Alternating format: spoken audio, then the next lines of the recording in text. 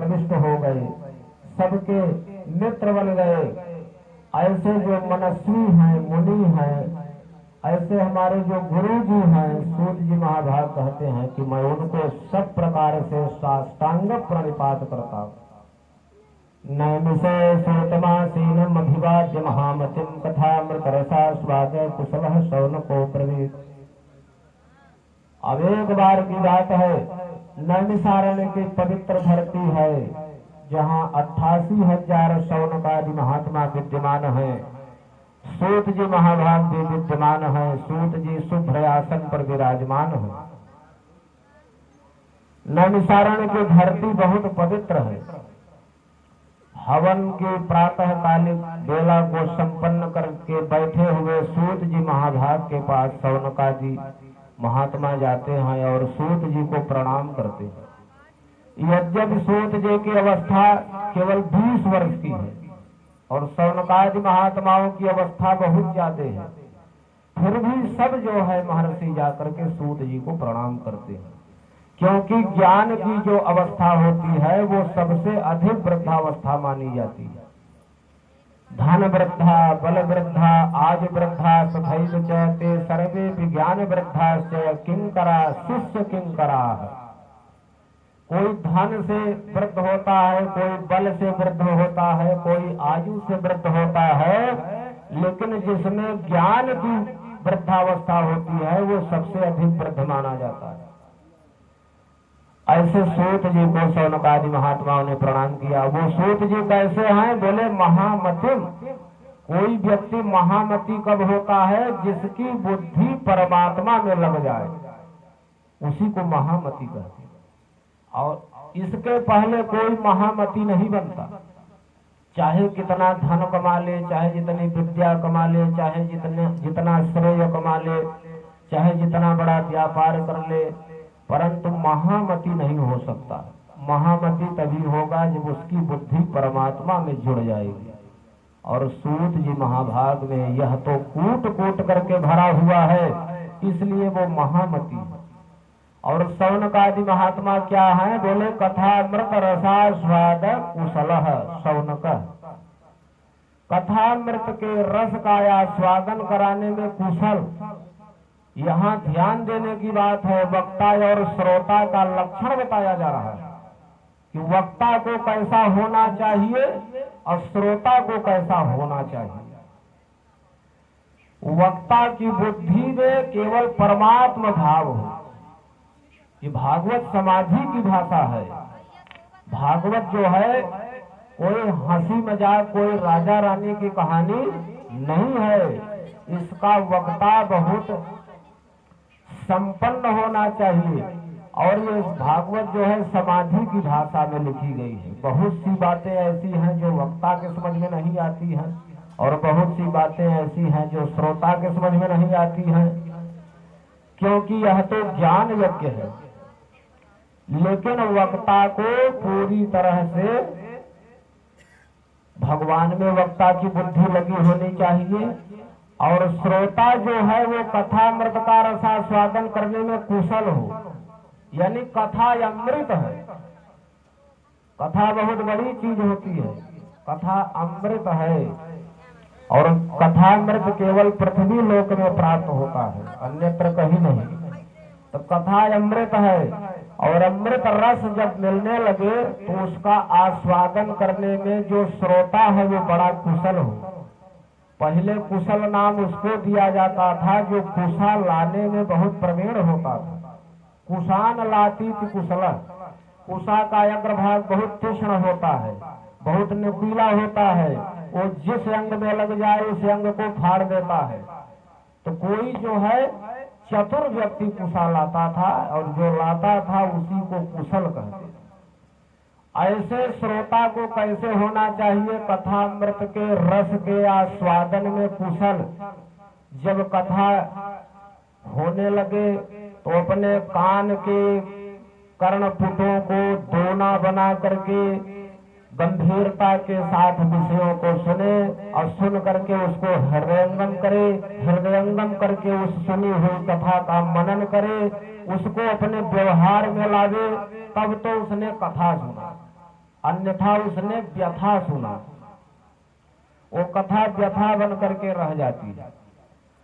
तो कथामृत के रस का आस्वादन करने में कुशल श्रोता को होना चाहिए और भगवत परायण बुद्धि वक्ता की होनी चाहिए।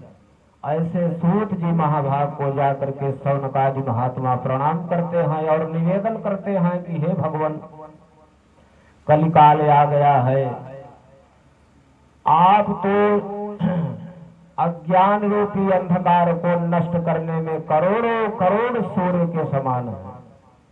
सौनक जी ने सूत जी से क्या कहा? अज्ञान ध्वांत विध्वंस कोटि सूर्य समप्रभ सूताख्याहि कथा सारम मम कर्ण रसायनम।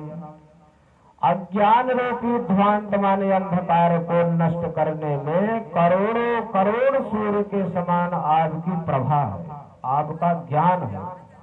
एक सूर्य का उदय हो जाए तो कोने कोने में छिपा हुआ अंधकार नहीं रह जाता। ऐसे सूत जी महाभाग जिस सभा में बैठे हो वो इतने अगाध ज्ञान संपन्न है कि वहां अज्ञान रूपी अंधकार नहीं ठहर सकता। विद्वान में और सूर्य नारायण में विशेष अंतर नहीं है। सूर्य नारायण भी अंधकार को दूर करते हैं और विद्वान भी अंधकार को दूर करता है, परंतु वो संसार के अंधकार को दूर करते हैं और केवल बाहरी अंधकार को दूर करते हैं। लेकिन जो विद्वान होता है वो अंदर बैठे हुए अज्ञान रूपी अंधकार को दूर करता है, जो सामर्थ्य तो सूर्य नारायण में भी नहीं है। ऐसे सूत जी की प्रतिभा है। सौनकादि महात्मा उनको प्रणाम करते हैं और कहते हैं कि गुरुवर, आपने खूब इतिहास सुनाया, खूब धर्मशास्त्र सुनाया, खूब पुराण सुनाया, बहुत सी कथाएं सुनाया। अब इस बार आप कथा न सुनाइए, सूताख्याहि कथा सारम। इस बार संपूर्ण कथाओं का सार सुनाइए। भागवत की जो कथा है ना, संपूर्ण कथाओं का सार है। मन लगा करके, कान लगा करके, ध्यान लगा करके जो भागवत की कथा को सुन ले, फिर अन्य कथाओं से उसका प्रयोजन नहीं रह जाता। संपूर्ण कथाओं का सार है, जो कानों को अमृतत्व प्रदान करता है, रसायन प्रदान करता है। सौनकादि महात्माओं ने कहा कि भगवान, आप कथा का सार सुनाइए। कलिकाल आ गया है, जीव प्रायः आसुरी शक्ति को प्राप्त हो गया है और सभी क्लेश से आक्रांत है।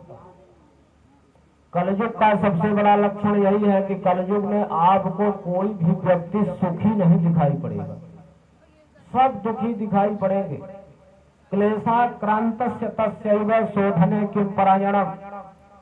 क्लेश से आक्रांत होना ये कलयुग का सबसे बड़ा लक्षण है। तो बोले ऐसा कलिकाल आ गया है, इसलिए आप जो है कल्याणों का भी कल्याण करने वाला, पवित्रों को भी पवित्र करने वाला तथा भगवान श्री कृष्ण की शाश्वत प्राप्ति कराने वाला साधन बतलाइए। कैसे हम जीवों का कल्याण हो ऐसा मार्ग प्रशस्त करिए। और जो है सौनक जी ने सूत जी महाभाग की भूरी भूरी प्रशंसा किया कि आप तो हम लोगों के सदगुरु हैं। चिंतामणिर्लोक सुखम सुरुद्र स्वर्ग संपदम प्रयच्छति गुरु प्रेतो वैकुंठम जो दुर्लभम। 3 लोक है और 3 लोक की 3 संपत्ति है। स्वर्गलोक की संपत्ति है कल्पवृक्ष, पाताल लोक की संपत्ति है चिंतामणि और भूमि लोक की संपत्ति है गुरु। कल्पवृक्ष के सामने कोई भी सहृदय प्रमाता कल्पवृक्ष के सामने बैठ जाए और चिंतामणि के सामने बैठ जाए तो जिस किसी वस्तु की, द्रव्य की, मनोरथ की कामना करेगा वो सब प्राप्त हो जाएगा। लेकिन उन कामनाओं की पूर्ति के साथ यदि कोई कल्पवृक्ष से और चिंतामणि से ये कहे कि भगवान को दिखा दो, भगवान का दर्शन करा दो, तो ये दोनों असमर्थ हो जाएंगे। लेकिन जो पृथ्वी लोक की संपत्ति गुरु है, गुरु की कृपा हो जाए, गुरु यदि प्रसन्न हो जाए तो बड़े बड़े योगियों के लिए दुर्लभ जो वैकुंठ का दर्शन है वो गुरुदेव भगवान के प्रसन्न हो जाने पर शिष्य को प्राप्त हो जाता है। इसीलिए दीक्षा लेने की परंपरा है, इसीलिए गुरु बनाए जाते हैं। तो शौनकादि महात्माओं ने इतने आदर भाव से श्री सूत जी स्वामी का संबोधन किया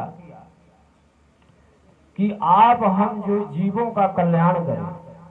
तब गदगद हो गए श्री सूत जी महाभाग, और उन्होंने कहा कि यद्यपि आप सब तथ्य को विषय को जानते हैं, फिर भी आपका मेरे प्रति ऐसा अनुराग है, ऐसा स्नेह है, स्नेही शिष्य के सामने कोई भी विषय प्रकट कर देना चाहिए, उसको गुप्त नहीं रखना चाहिए। इसलिए हम आपको उस साधन की संपन्नता बताते हैं, अब आप सावधान हो जाएं। तदहम ते विधास्यामि सावधानतया शृणु। जब गुरुदेव भगवान कोई विशेष बात अपने शिष्यों को बताना चाहते हैं, उस समय एक बार शिष्य को सावधान कर देते हैं, क्योंकि अगर श्रवण करने में प्रमाद हो गया, असावधानी हो गई, तो फिर वह तथ्य वह विषय निकल जाता है। इसलिए श्री सूत जी ने शौनकादि महात्माओं से कहा कि अब आप लोग सावधान हो जाइए। वह साधन मैं आपको बतलाता हूँ जो कल्याणों का भी कल्याण करने वाला है, पवित्रों को भी पवित्र करने वाला है, क्लेश को नष्ट करने वाला है, और भगवान श्री कृष्ण की शाश्वत प्राप्ति कराने वाला है। काल व्याल मुखग्रास त्रास निर्णास हेतवे श्रीमद्भागवतम शास्त्रम कलौ कीरेण भासितम। बोले कि इस संसार में ऐसा कोई प्राणी नहीं है जो काल रूपी व्याल माने सर्प के मुख का ग्रास न बना हुआ। काल रूपी सर्प कोई नहीं जानता कि हम किस दिन काल कवलित हो जाएंगे। काल रूपी सर्प घूम रहा है और अज्ञात अवस्था में आकर के हमको एक दिन काल कवलित कर लेता है। और ऐसे काल का भय, ऐसे जरा का भय, ऐसे मृत्यु का भय हर सांसारिक प्राणी को है। लेकिन उससे बचाने का जो हेतु है, जो साधन है, वह क्या है? कलयुग में श्रीमद् भागवत महापुराण की कथा, जिसको श्री सुखदेव स्वामी ने कहा है श्रीमद् भागवतम शास्त्रम कलौ कीरण भासितम। ऐसे श्रीमद् भागवत महापुराण की कथा का जब कोई आश्रय ले लेता है तो उसका परम कल्याण हो जाता है, काल का भय उसका समाप्त हो जाता है, भगवान श्री कृष्ण की प्राप्ति होती है, उसके क्लेश का शमन होता है। परंतु यह कथा जब जन्म जन्मांतर का पुण्य हो तब प्राप्त होती है। जन्मांतरे भवेत् पुण्यम तदा भागवतम लभेत्। भागवत की कथा रुपया पैसा से नहीं मिलती है। भागवत की कथा दो कारणों से मिलती है। जब जन्म जन्मांतर का पुण्य फल उदित हो जाए अथवा सत्संगति मिल जाए, सत्संगति हो जाए तब यह कथा जीवन में आ जाती है। और जन्म जन्मांतर का पुण्य उदित होता है तब यह कथा जीवन में आ जाती है। इसके अलावा कोई तीसरा इस कथा के उद्गम का स्रोत नहीं।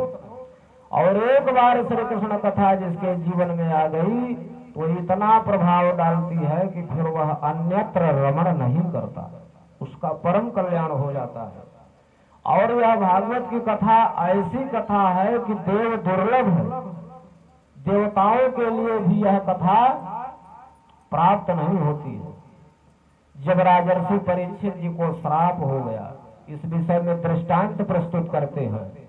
राजर्षि परीक्षित जी को जब श्राप हो गया कि तक्षक नाग के डसने से आपकी मृत्यु हो जाएगी, फिर क्या था? वो आमरण अनशन का व्रत लेकर के गंगा जी का आश्रय लिए और सुखताल वन में चले गए।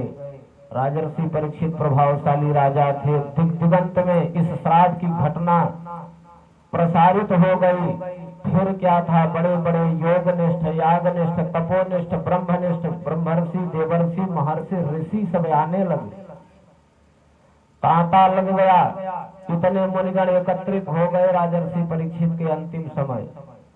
और उसी समय श्री सुखदेव भगवान की समाधि टूटी और वो पहुंच गए श्री राजर्षि परीक्षित का कल्याण करने के लिए। और जब वो कथा सुनाने लगे उसी समय सब देवगण अमृत का कलश लेकर के आए और गुरु जी से निवेदन किए श्री सुखदेव स्वामी से कि भगवान यह कथामृत हम लोगों को दे दीजिए। और राजर्षि परीक्षित को श्राप हुआ है कि तक्षकनाथ के डसने से इनकी मृत्यु हो जाएगी। हम लोग कलश में अमृत भर करके लाए हैं, अमृत इनको पिला दीजिए, ये अमर हो जाएंगे, इनकी मृत्यु ही नहीं होगी। परंतु श्री सुखदेव भगवान तो कोई ऐसे वैसे गुरु नहीं है, वो परम योगेश्वरेश्वर। उन्होंने बड़े तेजी से देवताओं का उपहास किया, मजाक उड़ाया, कहा कि स्वकार्य कुशलाह सुराह, ये देवता बड़े स्वार्थी होते हैं, बड़े ही अपने कार्य साधक होते हैं, इनको क्या यान पड़ी है कि किसी का कल्याण करने के लिए अमृत लेकर के आएंगे। गुरु जी बहुत तेजी से उपहास किया और बोले कि आप लोगों का दिमाग जो है पलट गया है, कहाँ कथा और कहाँ अमृत। आप लोगों का जो अमृत है वो कांच के समान है और जो भागवत की कथा है वो अमृत के मणि के समान है। कांच की तुलना तुम मणि से दोगे। क्व कथा क्व सुधा लोके क्व कांच क्व मणिर महान ब्रह्मरातो विचार तदा देवाई जहास। बोले कि कहाँ कथामृत और कहाँ आप लोगों का अमृत। आप लोगों का जो अमृत है वो कांच है और जो भागवत की कथा रूपी अमृत है वो मणि है। कांच की तुलना कभी मणि से नहीं दी जाती और कथा में कभी विनिमय नहीं होता। तुम लोग विनिमय की बात करके महाजन हो गए, व्यापारी हो गए। अगर तुमको कथा का शौक है, कथा का रस चाहिए, तो तुम लोग भी कथा तो सबके लिए है, बैठ करके और कथा श्रवण कर लो। परंतु देवताओं में यह कमी है। देवता लोग चाहते तो परीक्षित जी महाराज के बगल में बैठ करके कथा सुन सकते थे, परंतु देवता ऐसा कभी नहीं कर सकते। क्यों? क्योंकि उनको अपने जाति का अपमान है कि हम देवता हैं, हम मनुष्यों के बगल में क्यों बैठे। और जब यह भाव ऐसा आ जाता है तो भगवती भाषती कथा महारानी का लाभ उसको प्राप्त नहीं होता है, वो अभक्त है। कथा में कभी भेद बुद्धि नहीं होती, जो कोई भी हो कथा सुने, सबका कथा के माध्यम से कल्याण होता है। परंतु देवताओं में इस बात की कमी है। इस बात को श्री सुखदेव स्वामी ने समझ लिया, इसलिए उन देवताओं को अभक्त समझा और बोले कि आप लोग अमृत का कलश लेकर के अपने लोक को जाइए, कथामृत का दान आप लोगों को नहीं होगा। फिर तो देवता अपमानित होकर के ब्रह्मा जी के पास गए, बोले कि आपके पोते के पोते ने और चेलों के चेलों ने हमको खदेड़ दिया, हमारा अपमान किया। ब्रह्मा जी भी आश्चर्य में पड़ गए कि ऐसी श्रीमद् भागवत की कथा में क्या है। उन्होंने कहा ठीक है, यह कथा राजर्षि परीक्षित को सुनाई जा रही है और 1 सप्ताह के बाद इसका परिणाम आ जाएगा। और 1 सप्ताह में राजर्षि परीक्षित को मोक्ष हो गया। ब्रह्मा जी को बड़ा आश्चर्य हुआ। उन्होंने सत्यलोक में तराजू में एक तराजू के एक पलड़े में अन्य सभी साधनों को रखा और दूसरे पलड़े में श्रीमद् भागवत महापुराण की पोथी रखा। अन्य सभी साधन हल्के पड़ गए, उठ गए, लेकिन जिस पलड़े में श्रीमद् भागवत महापुराण रखा गया था वो दबा रहा। लघून्यन्यानि जातानि गौरवेण इदम महत तदा ऋषिगणाः सर्वे विस्मयं परमं जुरु। तब तो ब्रह्मा जी को बड़ा आश्चर्य हुआ। ऐसी श्रीमद् भागवत महापुराण की देव दुर्लभ कथा है। जब जन्मांतरीय पुण्य फल उदित होता है या सत्संगति होती है, तब जीवन में यह कथा सुनने को प्राप्त होती है। अच्छा, पहले यह कथा वर्षों वर्ष चलती रहती थी, महीना 2 महीना चलती रहती थी। सप्ताह श्रवण की परंपरा पहले नहीं थी, 7 दिन में भागवत पहले नहीं होता था। यह परंपरा सबसे पहले सनक सनंदन सनातन सनक के द्वारा देवर्षि नारद जी को प्रदान की गई और जब ऐसा श्री सूत जी महाभाग ने बताया तो शौनकादि महात्माओं ने प्रश्न किया, आप थोड़ा लौंग इलायची का सेवन करिए, निद्रा देवी सवार हो रही है। तो जो है शौनक जी ने कहा कि देवर्षि नारद जी तो एक स्थान पर स्थिर होते नहीं और सनकादि भी घूमते ही रहते हैं, फिर एक सप्ताह का एकत्र संवास कैसे हुआ जहां यह कथा हुई।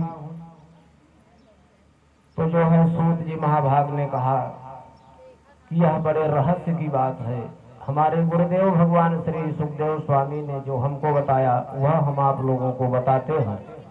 एक बार की बात है, विशालापुरी जिसको बद्री नारायण कहा जाता है, बद्री नारायण में विशाल नाम के राजा थे, इसलिए बद्री नारायण को विशालापुरी कहते हैं। तो ब्रह्मा जी के 4 मानस पुत्र सनत, सनंदन, सनातन, सनत बद्री नारायण जा रहे थे सत्संग लाभ के लिए और मार्ग में देवर्षि नारद जी मिल गए।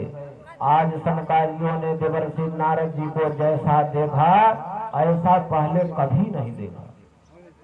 देवर्षि नारद जी कैसे हैं? 3 मुख वाले हैं, उनका मुख मुरझाया हुआ, चिंतातुर हैं, बहुत जल्दी जल्दी जा रहे हैं, ऐसा और शून्य हृदय है। सनकादियों ने देवर्षि नारद जी को ऐसा पहले कभी नहीं देखा था, क्योंकि देवर्षि नारद जी जैसा वैष्णव भगवान का दास अन्य दूसरा कोई नहीं। और वैष्णव कभी चिंतातुर नहीं होता, कभी उसका मुखमंडल मुरझाता नहीं है। तो सनकादियों ने पूछा कि आप तो आसक्ति को जीतने वाले हो, आप कैसे चिंतातुर हो गए, आपका मुखमंडल कैसे मुरझा गया, जल्दी जल्दी चल रहे हो, शून्य चित्त हो गए हो, आप जो है इसका कारण बताएं।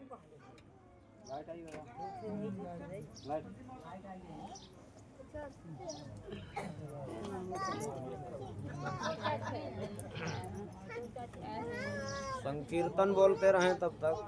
श्रीमन्नारायण नारायण नारायण, श्रीमन्नारायण नारायण नारायण, भजमन्नारायण नारायण नारायण, भजमन्नारायण नारायण नारायण, लक्ष्मी नारायण नारायण नारायण, लक्ष्मी नारायण नारायण नारायण, बदरी नारायण नारायण नारायण, बदरी नारायण नारायण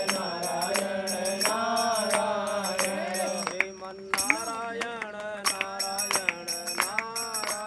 नारायण, श्रीमन्नारायण नारायण नारायण, भजमन्नारायण नारायण नारायण, भजमन्नारायण नारायण नारायण, माता नारायण पिता नारायण, माता नारायण पिता नारायण, गुरु नारायण नारायण नारायण, गुरु नारायण नारायण नारायण, भजमन्नारायण नारायण नारायण, भजमन्नारायण नारायण नारायण, श्रीमन्नारायण नारायण नारायण, श्रीमन्नारायण नारायण नारायण, सूरज नारायण चंदा नारायण, सूरज नारायण चंदा नारायण, आरे नारायण नारायण नारायण, तारे नारायण नारायण नारायण, भजमन्नारायण नारायण नारायण, नारायण नारायण नारायण। प्रेम से बोलिए भक्तवत्सल भगवान की जय हो। सनकादियों ने देवर्षि नारद जी का स्वरूप जैसा आज देखा, पहले ऐसा कभी नहीं देखा।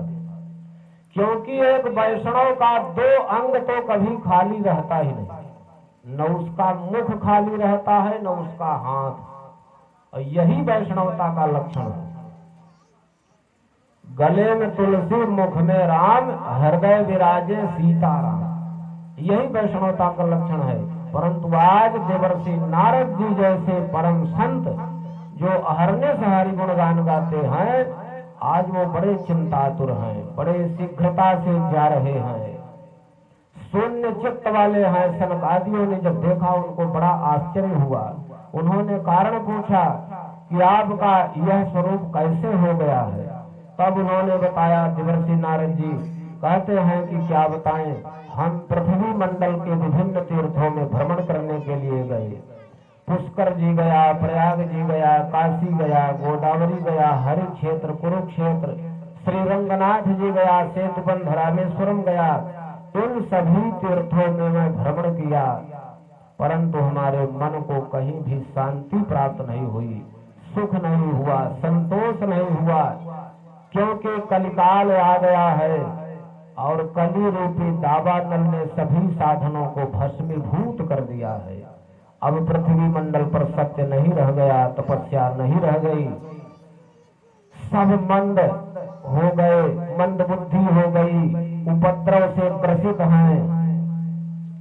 और घर में जो है स्त्रियों का प्रागल्भ हो गया, तरुणी प्रभुता के ही।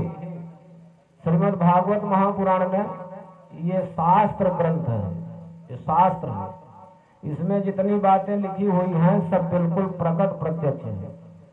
तरुणी प्रभुता के घर में स्त्रियों का प्रागल्भ हो जाएगा, वर्चस्व हो जाएगा। अब तो भारत सरकार ने अधिनियम ही बना दिया कि घर की मुखिया स्त्रियां रहेंगी। तरुणी प्रभुता के ही श्यालको बुद्धिदायक, अकल युग में जो साला है वही मंत्री रहेगा, बुद्धि का प्रदाता साला। और श्यालः अर्ध विनाशाय मातुलः सर्वनाशक, जिस घर में मंत्री साला हो जाए उस घर का आधा नाश हो गया, और जिस घर का मंत्री मामा हो जाए तो सत्यानाश हो गया, सर्वनाश हो गया। मामाओं का इतिहास बड़ा विचित्र है, चाहे रामायण के मामा मारीच सुबाहु हो, चाहे महाभारत के मामा शकुनी हो, और चाहे भागवत के मामा कंस और सप्तासुर। जिस घर में मामा का मंत्रित्व हो जाए, मंत्रणा देने वाले हो जाए, समझिए उस घर का सत्यानाश हो गया। तो बोले कि कलयुग में जो है साला बुद्धि का बदाता और कन्या विक्रयण लोभात, यह कलयुग का प्रत्यक्ष प्रभाव है कि लोग लालच के कारण कन्याओं को बेचते हैं। कितनी कन्याएं आज 20,000, 30,000, 1 लाख, 1.5 लाख में बेची जा रही है। और दंपत्ति नाम च कलकनाम, 7 जन्म का संबंध होता है पति पत्नी का, लेकिन उनमें परस्पर कलह रहता है। ये कलयुग नहीं तो क्या है। इसलिए कभी भी जो है हमारे मन को शांति नहीं हुई, ऐसा देवर्षि नारद जी ने सनकादियों से बताया। अब बोले कि अधिक क्या कहें, जिलों में जो है अनाज बेचा जा रहा है। वेद की शिक्षा पहले निःशुल्क दी जाती थी, आज बड़े बड़े विश्वविद्यालयों में शुल्क लेकर के वेद का ज्ञान दिया जा रहा है। और स्त्रियां जो है केश लुंचन कराती है। किसी शास्त्र पुराण में नहीं लिखा है कि स्त्रियों को अपने केश में कैंची लगवानी चाहिए, किसी शास्त्र पुराण में नहीं लिखा। कामिन्य है केश सोलिन्य, यह कलयुग है। भगवान को केशव कहा जाता है। भारतीय महिलाओं के केश की सुरक्षा के लिए ही भगवान को यहाँ अवतार लेना पड़ा। द्रौपदी के केश की रक्षा करने के लिए भगवान को वस्त्रावतार लेना पड़ा, और देवकी मैया के केश की रक्षा करने के लिए भगवान को श्री कृष्ण अवतार लेना पड़ा। इसीलिए भगवान का एक नाम केशव है। किसी शास्त्र में नहीं लिखा है, परंतु ये कलयुग का प्रभाव है। और कलयुग में ये सब स्थितियां हो गई हैं। इसलिए देवर्षि नारद जी ने कहा कि मेरे मन को बड़ा क्षोभ हुआ, मेरे मन को कहीं शांति नहीं मिली। फिर मैं निराश होकर के, हताश होकर के भगवान श्री कृष्ण की लीला भूमि वृंदावन धाम को आया। और जब जमुना नदी के तट पर आया तो वहां हमने एक स्त्री को देखा। वो अपने 2 पुत्रों के साथ बैठी हुई है। माता वृद्धा है, माता युवती है और उसके 2 पुत्र वृद्ध हैं, अचेतन अवस्था में हैं, लंबी लंबी श्वास ले रहे हैं, लेटे हुए हैं, असमर्थ अवस्था में हैं, चला फिरा नहीं जाता। अब एक माता को इससे बड़ा कष्ट क्या होगा कि माता युवती हो और उसके पुत्र वृद्ध हो जाए। माता रुदन कर रही थी। और जो है जब देवर्षि नारद जी जैसे संत दिखाई पड़े तो उनको थोड़ा धैर्य का अवलंबन हुआ। उन्होंने कहा कि आप जैसा संत जब हमको प्राप्त हो गया तो हमारा निश्चित रूप से कल्याण होगा, हमारे पापों का शमन होगा। संतों का दर्शन सब प्रकार से कल्याण करने वाला होता है। देवर्षि नारद जी ने पूछा कि आप लोगों के साथ ये क्या हो गया, आप कौन हैं, अपना परिचय बताएं, अपने रुदन का कारण बताएं। तो वो युवती कौन थी? भक्ति महारानी थी। और वो दोनों पुत्र कौन थे? उनके नाम ज्ञान वैराग्य थे। भक्ति महारानी भगवान की पत्नी है। अब भगवान के 2 पुत्र होते हैं, ज्ञान और वैराग्य। भक्ति महारानी जब वृंदावन की भूमि में पहुंच जाती है तो जवान हो जाती है और ज्ञान वैराग्य वृद्ध हो जाते हैं। ऐसा ही हुआ, ज्ञान वैराग्य वृद्ध हो गए और भक्ति महारानी युवती हो गई। और भक्ति महारानी का ने अपना परिचय बताया कि उत्पन्ना द्रविड़े साहम वृद्धिम कर्णाटके गता क्वचन क्वचन महाराष्ट्रे गुर्जरे जीर्णताम गता। भक्ति जो है द्रविड़ देश से उत्पन्न होती है। द्रविड़ देश माने दक्षिण भारत। और कर्नाटक में भक्ति का पोषण होता है। कर्नाटक वाले भी बड़े भक्त होते हैं। अब कुछ कुछ पोषण भक्ति का महाराष्ट्र में होता है। लेकिन जब यह भक्ति गुजरात जैसे धनिकों के देश में, समृद्ध देश में पहुंच जाती है तो भक्ति जीर्ण हो जाती है। गुजरात जो है धनी देश है और धन का दास कभी प्रभु का दास नहीं हो सकता, इसलिए भक्ति वहां जीर्ण हो जाती है। तो यहाँ दक्षिण भारत से मतलब हम लोगों का हृदय ही द्रविड़ देश है। भक्ति हृदय से उत्पन्न होती है। कर्नाटक माने कान में भक्ति का पोषण होता है और महाराष्ट्र माने उदर में भक्ति और बलवती हो जाती है। और जब धन के चक्कर में कोई पड़ जाता है तो ये भक्ति सर्वथा नष्ट हो जाती है। ऐसा भक्ति महारानी ने बताया। और कहा कि त्रयाणाम सहचारित्वम वैपरीत्यम कुतः स्थितम घटते जरथा माता तरुण तनयौति। हम तीनों के साथ यह वैपरीत्य भाव, ये विपरीत अवस्था कैसे हो गई कि माता जो है युवती है और पुत्र ज्ञान वैराग्य वृद्ध है। हे योग निधे, आप इसका कारण बताएं। देवर्षि नारद जी ने कहा कि न विषादस त्वया कार्यो हरि संते करिष्यति। आप तनिक भी दुख न माने, भगवान श्री हरि सबका कष्ट हरण करते हैं, आपका कल्याण करेंगे। और क्षण भर में ध्यान लगा करके जब देवर्षि नारद जी जैसे संत ने देखा तो कहा कि इसमें किसी का दोष नहीं है। अयम तो युग धर्मो ही वर्तते कस्य दूषणम अतस्तु पुंडरीकाक्षः सहते निकटे सितः। यह तो युग का धर्म है, ये कलयुग का प्रभाव है, इसमें किसी का कोई दोष नहीं है। और जब ऐसा कहा भक्ति महारानी समझ गई कि ये तो देवर्षि नारद जी है, इसलिए भक्ति महारानी ने देवर्षि नारद जी को प्रणाम किया। जयति जगति मायाम जस्य कायाधवस्ते वचन रचन में कम केवलम चाकलय ध्रुव पदमतिया तो यत कृपा तो ध्रुवोयम सकल कुशल पात्रम ब्रह्मपुत्रम नतस्मे जयति जगति माया। आप संपूर्ण कुशलता के एकमात्र पात्र हैं, ब्रह्मा जी के पुत्र हैं। ऐसे मैं भक्ति महारानी, ऐसे देवर्षि नारद जी आपको प्रणाम करती हूँ। आप जो है सबकी माया का निरसन करने वाले हैं। आपने कयाधु नंदन प्रहलाद की माया का निरसन करके भगवान का दर्शन कराया। एकमात्र अपनी वचन रचना का आश्रय दिला करके नारद जी ने भक्ति सूत्र लिखा। और उस भक्ति सूत्र में सूत्र क्या है भक्ति का कि साच तस्मिन परम प्रेम रूपा यथा ब्रज गोपिका नाम। इसी का आश्रय लेकर के कयाधु नंदन प्रहलाद जी ने भगवान की प्राप्ति किया।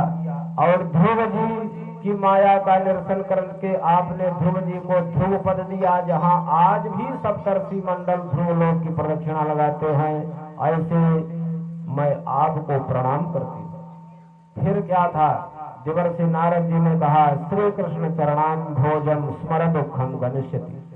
भगवान श्री कृष्ण के चरणारविंद का स्मरण करिए, आपका कल्याण हो जाएगा, आपके संपूर्ण दुख की निवृत्ति हो जाएगी। और देवर्षि नारद जी ने कहा कि ये भक्ति कौन है, मुक्ति कौन है, भक्ति की दासी। मुक्ति बड़ी नहीं होती, भक्ति बड़ी होती। अंगे कृतं त्वया तद वै प्रसन्नो भूत हरिस्तदा मुक्तिं दासीं ददौ तुभ्यं ज्ञान वैराग्यकौ इमौ। भगवान ने प्रसन्न होकर के भक्ति को एक दासी दिया जिसका नाम मुक्ति है और ज्ञान वैराग्य भक्ति के पुत्र। देवर्षि नारद जी ने प्रतिज्ञा किया कि अन्य धर्मा तिरस्कृत्य पुरस्कृत्य महोत्सवान तदा नाहम हरेर्दासो लोके त्वाम न प्रवर्तये। आज से मैं अन्य सभी धर्मों को तिरस्कृत करके, महोत्सवों को पुरस्कृत करके, यदि मैं आपके दुख का, आपको दुख से निवृत्ति न कराया तो मैं हरिदास कहलाने का अधिकारी नहीं। देवर्षि नारद जी ने भक्ति महारानी के कष्ट की निवृत्ति के लिए संकल्प कर लिया। और उसके बाद जो है बहुत तेजी से उन भक्ति महारानी के पुत्र ज्ञान और वैराग्य के पास जाकर के तेजी से करतल नाद किया, लेकिन ज्ञान वैराग्य चेतन अवस्था में नहीं आए। फिर उनके कान के पास अपना मुख ले गए और तेजी से हरि नाम का संकीर्तन किया, लेकिन कोई प्रभाव नहीं पड़ा। उन्होंने एक बार नहीं बार बार वेद वेदांत का पाठ किया, कोई कल्याण नहीं। अभी तक तो देवर्षि नारद जी के मन में था कि हम भी कुछ हैं, भगवान का इतना जो है जप करते हैं, नाम संकीर्तन करते हैं, लेकिन असफल हो गए भक्ति महारानी के कष्ट की निवृत्ति करने में। तब जो है उन्होंने भगवान का ध्यान किया, चिंतयन्ति गोविंदम स्मारयामास भार्गव। और जब भगवान का ध्यान किया उसी समय आकाशवाणी हुई, उद्यमः सफलस्तेयं भविष्यति न संशयः। आप अपने श्रम में जरूर सफल होंगे, आपका उद्यम सफल होगा, इसमें संदेह नहीं है। और आकाशवाणी हुई कि एतदर्थं तु सत्कर्म सुरर्षे त्वं समाजर। हे देवर्षि नारद जी, इसके लिए आपको सत्कर्म करना पड़ेगा। अब तो देवर्षि नारद जी जैसे संत चक्कर में पड़ गए कि आकाशवाणी ने यह क्या कह दिया। अब इससे बड़ा सत्कर्म क्या है कि हमने जो है करतल नाद किया, हरि नाम का संकीर्तन किया, वेद वेदांत गीता उपनिषद का बार बार पाठ किया। अब हम कौन सा सत्कर्म करें? उसी सत्कर्म को पूछने के लिए बद्री नारायण क्षेत्र में सभी संत महात्माओं के पास देवर्षि नारद जी जाने लगे। कुछ संत तो पहले इस प्रश्न को सुन करके चुप हो गए, कुछ भाग गए, कुछ ने कहा कि बड़ा दुर्गेय जटिल प्रश्न है, हमको नहीं आता। इस प्रकार जो है देवर्षि नारद जी भ्रमण कर रहे थे, तभी ये सनकादि महात्मा जिनके मुख में हरि नाम का चूर्ण हमेशा विद्यमान रहता है और हरि नाम का चूर्ण जिह्वा पर रखने के कारण जिनको काल का व्यवधान उपस्थित नहीं होता, जो हमेशा 5 वर्ष की अवस्था वाले हैं तो इनकी अवस्था तो केवल 5 साल की है, लेकिन हाँ ये पूर्वजों के भी पूर्वज शाम भी पूर्वजा है और कथा मात्र जेदिना पूर्वजों के भी पूर्वज हैं। सनकादि अवस्था में भगवान शिव जी से बड़े हैं, भगवान के 24 अवतारों में पहला अवतार है सनत सनंदन सनातन सनत का।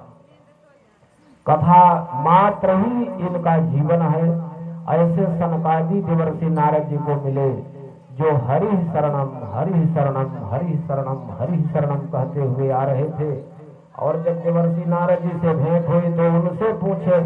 देवर्षि नारद जी ने कहा कि आप लोग सत्कर्म बताने की कृपा करें कि ये सत्कर्म क्या है। तो सनकादियों ने बताया कि वह सत्कर्म तो आपको पहले से ही प्राप्त है।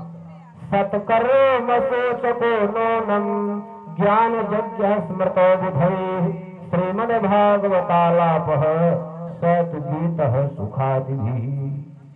ज्ञान यज्ञ को सत्कर्म कहा गया। तो ज्ञान यज्ञ क्या है? बोले श्रीमद् भागवत महापुराण। यहाँ समझने की बात है। सत्कर्म क्या है? ज्ञान यज्ञ। और ज्ञान यज्ञ क्या है? श्रीमद् भागवत महापुराण की कथा। इसीलिए पत्र में लिखाया जाता है श्रीमद् भागवत महापुराण सप्ताह ज्ञान यज्ञ। ज्ञान यज्ञ माने श्रीमद् भागवत महापुराण की कथा। सनकादियों ने देवर्षि नारद जी को बताया कि आप जो है भक्ति महारानी के कष्ट की निवृत्ति करना चाहते हैं तो श्रीमद् भागवत की कथा सुनाइए।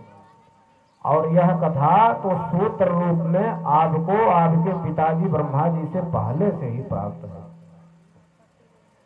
देवर्षि नारद जी को बड़ा आश्चर्य हुआ। उन्होंने कहा कि क्या वेद वेदांत से बड़ी है भागवत की कथा? बोले हाँ। यद्यपि वेद वेदांत कम नहीं है, लेकिन वेद जो भागवत की कथा है वो वेद वेदांत का सार है।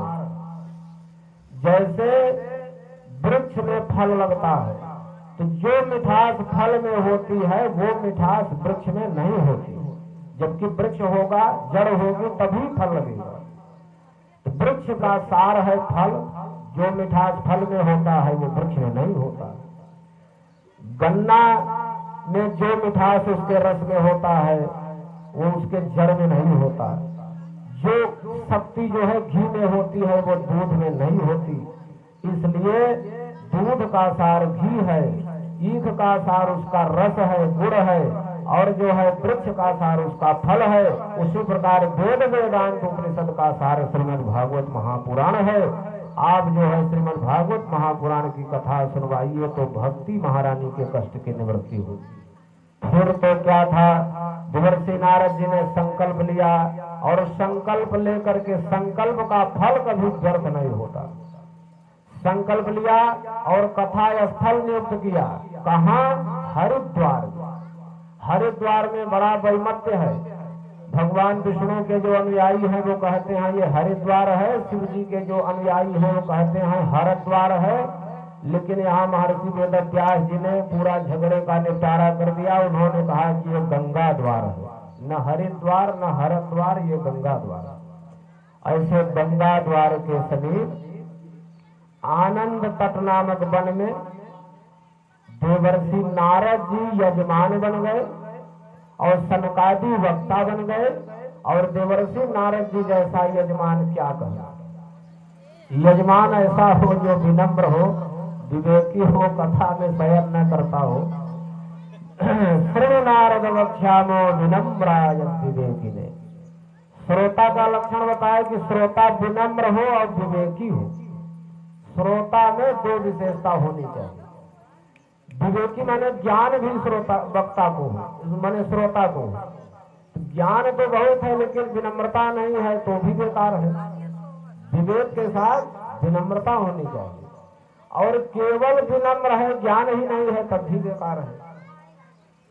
और देवर्षि नारद जी जब यजमान बने, श्रोता बने, तो वो विनम्र भी हैं, विवेकी भी हैं।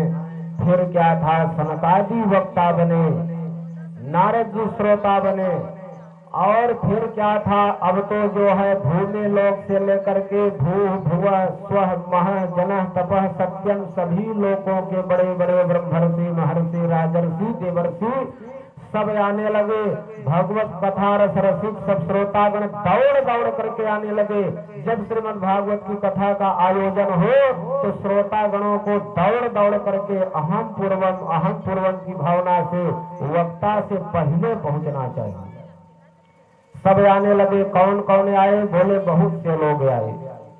कुछ प्रसिद्ध ऋषियों के नाम जो अपने शिष्य प्रशिष्य पूरे मंडली के साथ आए, संपूर्ण वेद वेदांत आए, संपूर्ण तीर्थ आए, संपूर्ण सरोवर आए, 17 पुराण आए, 6 शास्त्र आए, मंत्र तंत्र सब मूर्त रूप में आए।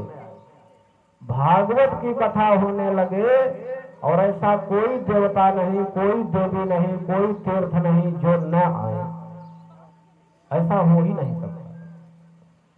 तत्र गंगा यमुना च तत्र गोदावरी सिंधु सरस्वती च सर्वाणि तीर्थानि वसन्ति तत्र यत्राच्युतोदार कथा प्रसंगः। जहाँ भगवान की कथा का प्रसंग हो जाए वहां तो गंगा देवी की धारा बहने लगती है। और जब गंगा मैया आ जाती है तो फिर जमुना जी भक्ति की साम्राज्ञी है वो भी आ जाती हैं, गोदावरी जी आती हैं, सिंधु जी आती हैं, नर्मदा जी आती हैं। ऐसा कोई तीर्थ नहीं, ऐसी कोई नदी नहीं, ऐसा कोई देवता नहीं, ऐसी कोई देवी नहीं जो भागवत की कथा हो न आ जाए। अब यहाँ जितना ताना बाना बुना हुआ है इस यज्ञ के समारंभ में, जो संपूर्ण वेदियां आचार्यों के द्वारा बनाई गई हैं, इनमें सभी देवी देवताओं का आवाहन किया गया है। हम सभी ग्रामीण जनों का यह औचित्य बनता है। यहाँ साक्षात ये इससे बड़ा कोई यज्ञ नहीं है। यहाँ जो है परमात्मा की सन्निधि है। हम सब लोग नैतिक रूप से जिम्मेदारी का निर्वहन करें, यहाँ आकर के यज्ञ में श्रम करें, यज्ञ में सहायता प्रदान करें और यज्ञ का दर्शन करें, कथा श्रवण का लाभ लेकर के मानव जीवन को धन्य बनाएं। यही श्रीमद् भागवत की कथा का प्रयोजन है और ये शिक्षा ग्रहण करनी चाहिए इस प्रकरण से। अच्छा, कुछ लोग भागवत की कथा में नहीं आते, अहंकार वश कुछ लोग भागवत की कथा में नहीं आते हैं। गुरुत्वा तत्वनायातान भृगु संबोध्य जाने, गुरुता के कारण अहंकार के कारण कुछ लोग नहीं आते। उनको भृगु जी महर्षि समझा बुझा करके लाए। फिर क्या था, भीषण जन सम्मर्द कथा में एकत्रित हो गया। लेकिन कथा में कभी शांत नहीं बैठना चाहिए। कथा में जय शब्द, नमः शब्द, शंख ध्वनि, मंगल ध्वनि, जय ध्वनि यह करते रहना चाहिए। पुष्प लाजा चूर्ण का जो है वितरण करते रहना चाहिए, छिड़काव करते रहना चाहिए। अब तो महात्मा का की कथा सनकादियों ने स्पष्ट रूप से देवर्षि नारद जी के लिए किया और जिसके सुनने मात्र से, भागवत की कथा ऐसी है जिसके सुनने मात्र से मुक्ति हथेली में आ जाती है। देखिए, आज यहाँ महात्म की चर्चा की जा रही है। 18,000 श्लोकों के पहले महात्म की चर्चा की गई है। महात्म किसको कहते हैं? महिमना भावः महात्म्य, जिसमें भगवान की महिमा बताई जाए और भागवत की महिमा बताई जाए, उसी को महात्म कहते हैं। यानी भागवत की कथा के महात्म्य में 3 बातें मुख्य रूप से बताई गई। भागवत की कथा क्यों सुने, भागवत की कथा कैसे सुने और भागवत की कथा किससे सुने। भागवत की कथा क्यों सुननी चाहिए, उसका उत्तर है यस्य श्रवण मात्रेण मुक्ति करतले स्थिता। भागवत की कथा सुनने से मुक्ति हथेली में विराजमान हो जाती है। और भागवत की कथा क्यों सुननी चाहिए? बोले तावत संसार चक्रेस्मिन् भ्रमते ज्ञानतः पुमान् यावत् कर्णगता नास्ति सुख सहस्र कथा क्षणम्। इस संसार सागर में अनेक योनियों में सांसारिक प्राणी अज्ञान बस तब तक भ्रमण करता रहता है जब तक भारतवर्ष की भूमि में मनुष्य जन्म प्राप्त करके श्रीमद् भागवत महापुराण की कथा श्रवण नहीं करते। भागवत की कथा क्यों सुननी चाहिए, उसका उत्तर है। और परंतु भागवत की कथा वही सुन सकता है कोटि जन्म समुत्थे न पुण्य नैव तुलभ्यते। करोड़ों जन्म का पुण्य जब एकत्रित होता है, पितरों की कृपा होती है, देवताओं का अनुग्रह होता है, तब यह कथा जीवन में आ जाती है। और दिनानाम नियमो नास्ति सर्वदा श्रवणम मतम, इसमें दिन का कोई प्रतिबंधक नहीं है।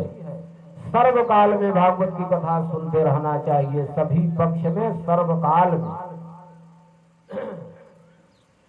जद फलम नास्ति तपसा न योगेन समाधिना अनायासेन तत्सर्वं सप्ताह श्रवणे लभेत। जो फल बड़ी बड़ी तपस्या के द्वारा, समाधि के द्वारा, योग के द्वारा प्राप्त नहीं होता, वह फल अनायास ही श्रीमद् भागवत की कथा के श्रवण से प्राप्त हो जाता है। सौनक जी ने कहा कि अरे भागवत के महात्म्य का कथानक तो बहुत आश्चर्यकारी है, और यह कैसे प्राप्त हुआ? श्री गुरुदेव भगवान यह बताने की कृपा करें।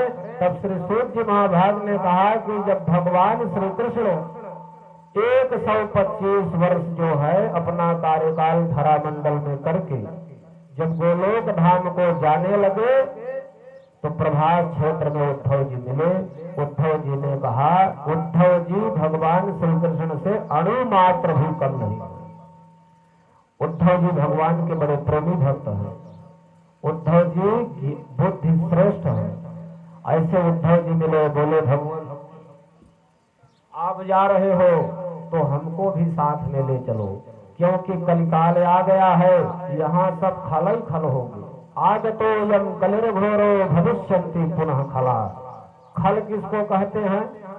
खल माने दुष्ट, खल माने जो खाए और लड़े। खलों का दो ही काम होता है, खाना, लड़ना। बोले ऐसा कलिकाल आ गया है कि यहाँ सब खल ही खल हो, और सत्संग की बात इनको अच्छी नहीं लगेगी। और जब आप सगुण साकार रूप को लेकर के अपने धाम गोलोक को चले जाओगे, तो आपके निर्गुण निराकार स्वरूप की चर्चा मैं किसी से करूंगा तो उसके समझ में निर्गुण निराकार स्वरूप आने वाला नहीं है। इसलिए प्रभु भगवान बड़ी कठिनाई होगी, और यह पृथ्वी भी पापियों के भार को न सह सकने के कारण गाय का रूप धारण कर लेगी। इसलिए हे कमललोचन हम लोगों की रक्षा करें, ऐसा उद्धव जी का कहना था। भगवान ने कहा नहीं, आप साधन की भूमि अलकनंदा के किनारे बद्री नारायण क्षेत्र को चले जाओ और भागवत धर्म का प्रचार प्रसार करो। ऐसा कहते हुए भगवान श्री कृष्ण का संपूर्ण तेज निकल करके भागवत भगवान की पोथी में प्रविष्ट हो गया। तब से ये भागवत जी की जो पोथी है, ये पोथी नहीं है, साक्षात भगवान श्री राधा कृष्ण का शब्दमय विग्रह है। तेनेयम वाङ्मयी मूर्ति प्रत्यक्षा वर्तते हरे, सेवनात् श्रवणात् पाठात् दर्शनात् पापनाशिनी। ऐसे भागवत जी की पोथी का दर्शन कोई कर ले तो मानो भगवान श्री राधा कृष्ण का दर्शन कर ले। ऐसे भागवत जी का दर्शन करना, भागवत जी का सेवन करना, भागवत जी की कथा सुनना, भागवत जी का पाठ करना, पढ़ना, सब कुछ पाप को नष्ट करने वाला है। दुख, दारिद्र और दुर्भाग्य का नाश हो जाता है भागवत की कथा से, और काम क्रोध आदि सभी दोष नष्ट हो जाते हैं। और कलौ धर्मो जमेत है, कलयुग में अगर धर्म कहीं है तो श्रीमद् भागवत महापुराण के आश्रय। ऐसा जो है उद्धव जी से भगवान ने बताया। और इस प्रकार सूत जी महाभाग शौनकादि महात्माओं को भागवत के महात्म की चर्चा कर ही रहे थे कि उसी समय भक्ति महारानी अपने दोनों पुत्र ज्ञान और वैराग्य को लेकर के ज्ञान और वैराग्य चेतन अवस्था में आ गए, क्योंकि उनके निमित्त संकल्प लिया देवर्षि नारद जी, वो यजमान बने हुए हैं। सनकादि उनको कथा सुना रहे हैं, और संकल्प का फल कभी नष्ट नहीं होता। यह कथा जो है बद्री नारायण में हो रही है, और वृंदावन की भूमि में जो है भक्ति महारानी के साथ ज्ञान वैराग्य पड़े हुए हैं। लेकिन उनका संकल्प पूरा हुआ, वो चेतन अवस्था में आए, चलने लगे, और भक्ति महारानी श्री कृष्ण नाम का कीर्तन करती हुई अपने पुत्र ज्ञान और वैराग्य को लेकर के आई। भक्ति सुतौ तौ तरुणौ गृहीत्वा प्रेमैक रूपा सहसा विरासे, श्री कृष्ण गोविंद हरे मुरारे नाथेति नामानि मुहुर वदन्ति। श्री कृष्ण गोविंद हरे मुरारे, हे नाथ नारायण वासुदेव का संकीर्तन करती हुई भक्ति महारानी अपने पुत्र ज्ञान और वैराग्य को लेकर के आई। तिल भर के लिए जगह नहीं है, इतनी भीड़ है कथा में। भक्ति महारानी किस ओर से किस तरफ से कब आई किसी ने देखा नहीं। मुनियों में तर्क हो गया कि कहां से आई किधर से आई। कथम प्रविष्टा कथमागतेयम मध्य मुनि नाम इति तर्कयन्तः। तब जो है सनकादियों ने कहा, वो वक्ता है, उन्होंने कहा कथार्थते निष्पतिता धुनेयम। कथा भागवत कथा के अर्थ से भक्ति जो है, जब भागवत की कथा का श्लोक का अर्थानुसंधान किया जाता है तो भक्ति साक्षात प्रकट होती है। बोले कि भागवत की कथा के अर्थ से अभी अभी खूब अलंकृत हो करके सजी धजी हुई अपने पुत्र ज्ञान वैराग्य को लेकर के आई। और जब आई तो बोली कि सभी श्रोतागणों के लिए स्थान निश्चित है, हम कहाँ बैठे। तो बताया कि जो है निरंतरम वैष्णव मानसानी, आप जो है जो श्रोतागण हैं इनके मन में बैठ जाओ, इनके हृदय में बैठ जाओ। भक्ति हृदय में रहती है, मन में जो है रहती है। ज्ञान वैराग्य भक्ति मन में रहते हैं, हृदय में रहते हैं। और जब ऐसी भक्ति महारानी कौन है, भगवान की पत्नी है। ज्ञान वैराग्य कौन है, भगवान के पुत्र है। जब भगवान की पत्नी चली आई, पुत्र चले आए, तो भगवान वैकुंठनाथ ने विचार किया कि हम यहाँ वैकुंठ में क्या खाक छानेंगे, हम भी चलते हैं। और भगवान अपने स्वधाम वैकुंठ को छोड़ करके जहाँ भगवती भास्वती कथा जी चल रही हैं वहाँ चले आए। अब सोचिए, भक्त जो है अपने भक्ति रूपी सूत्र के द्वारा भगवान को भी बांध लेता है। इसलिए ऐसा भक्त धन्य है। सकल भुवन मध्य निर्धनास्ते धन्या निवसते हृदय श्री हरे भक्तिरेका। हरिरपि निज लोकं सर्वथा ते विहाय प्रविशति हृदय भक्ति सूत्रोपनः सकल भुवन मध्य। संपूर्ण लोकों के मध्य में ऐसा निर्धन प्राणी भी धन्य है जिसके हृदय में भक्ति विराजती है। क्योंकि भगवान को अन्य कोई साधन बांध नहीं सकता, केवल भगवान बंधते हैं तो भक्ति की डोरी से बंधते हैं। और भक्ति के सूत्र से बंधे हुए भगवान अपने लोक को छोड़ करके यहाँ आ गए जहाँ कथा चल रही है। और जब भगवान आ गए तो भगवान के पार्षदों ने विचार किया कि हम यहाँ क्या करें। भगवान के पार्षद उद्धव सात्यकी बलि आदि भी आ गए। अब ऐसी अलौकिक भक्ति को जो वैष्णवों के चित्त में भगवान ने देखा तो भगवान तो भक्त वत्सल हैं, शरणागत वत्सल हैं। भगवान जो है मुरली मनोहर मधुर मोहन हैं, भगवान पीतांबर धारण करने वाले हैं। ऐसे स्वरूप से भगवान विराजमान हो गए। फिर क्या कहना, देवर्षि नारद जी ने कहा अलौकिकोयम महिमा मुनीश्वरा। अरे मुनीश्वरों, इस सप्ताह यज्ञ की महिमा तो बड़ी अलौकिक है। आज मुझे पता चला कि भागवत के सप्ताह यज्ञ की महिमा क्या है। अब आप यह बताने की कृपा करें कि सप्ताह यज्ञ से कौन कौन से लोग पवित्र हो जाते हैं। तो सनकादियों ने बताया कि जो मनुष्य निरंतर पाप परायण है, कुमार्गामी है, कुटिल है, क्रोध रूपी अग्नि से जलते भमते रहते हैं और 5 प्रकार का उग्र पाप करने वाले हैं, ये सब सप्ताह यज्ञ के द्वारा पवित्र हो जाते हैं। बोले ऐसा कोई उदाहरण आपके पास है? तो सनकादियों ने कहा कि हाँ, हमारे पास ऐसा उदाहरण है। और फिर आत्मदेव ब्राह्मण का जो है ऐतिहासिक आख्यान सुनाए कि तुंगभद्रा नदी के किनारे उत्तमपुर नामक नगर में जो है आत्मदेव नाम के ब्राह्मण रहते थे। आत्मदेव किसको कहते हैं? आज आत्मदेव की गोकर्ण की धुंधुकारी की कथा सुनने से हम लोगों को क्या मिलेगा? देखिए, पुराण की कथा सुनने का यही मतलब है। पुराण का अर्थ होता है पुरा अपि नवम वर्तते, जो पुरातन हो करके सनातन हो करके जिसकी हमको नित्य प्रति आवश्यकता है उसको पुराण कहते हैं। यानी पुराण हमको यह बताता है कि हमको कैसे अपना जीवन जीना है। आत्मदेव कौन है? हम सभी जीव आत्मदेव हैं। जो जो अपने अंदर देवत्व स्थापित कर ले ऐसा प्रत्येक जीव आत्मदेव है। और तुंगभद्रा नदी क्या है? तुंग माने ऊंचा, अभद्रा माने कल्याण। अतिशय कल्याण करने वाली नदी कौन है? हम लोगों की मानव काया ही तुंगभद्रा नदी है। 84 लाख योनियों में यह जीव भ्रमण करता हुआ मनुष्य की योनि को प्राप्त करता है और यह मोक्ष की सीढ़ी है। तो ऐसे आत्मदेव नाम के ब्राह्मण तुंगभद्रा नदी के किनारे उत्तमपुर नामक नगर में रहते थे। और आत्मदेव का परिचय बताए कि श्रुतियों में, स्मृतियों में ब्राह्मण धर्म के लिए जैसा बताया गया है, आत्मदेव जी उसमें खूब निष्णात थे।